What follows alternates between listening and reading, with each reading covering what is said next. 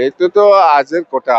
মই 5 বছৰ 3 বছৰ 4 বছৰ 2 বছৰ কেতিয়াবা পৰাই মই কৈ আহিছো যে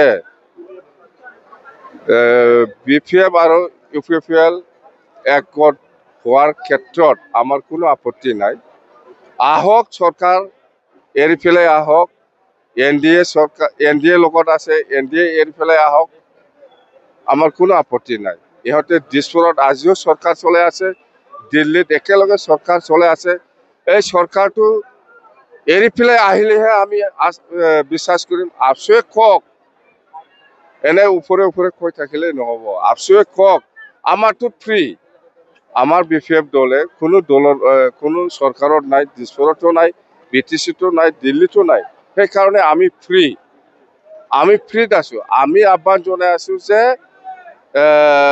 আপচুৱে কওক, UPPL চৰকাৰ এৰি পেলাই আহক, অহাৰ লগে লগে এইটো আৰামত হৈ যায়।